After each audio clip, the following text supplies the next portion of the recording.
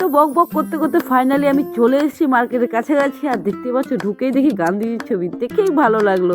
তো যাই হোক, পুরো চারিদিকে মার্কেটটাই দারুণ, আর পুরো চারিদিকে ঘরে আর ঘর। আর দেখো কি সুন্দর লাইটগুলো লাগছে, দেখে মানে এখানকার মানে পরিবেশটা দেখেই ভালো লাগছে, কি সুন্দর। আর এই জায়গাটার নাম কি আমি নিজেও জানি না।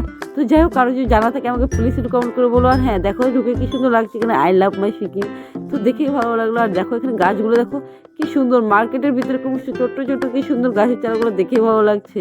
আর এখানে মানে পুরো লোকজন কি সুন্দর না। তো যাই হোক, এখানে যদি কারো আশা থাকে প্লিজ একটু কমেন্ট করে বলো।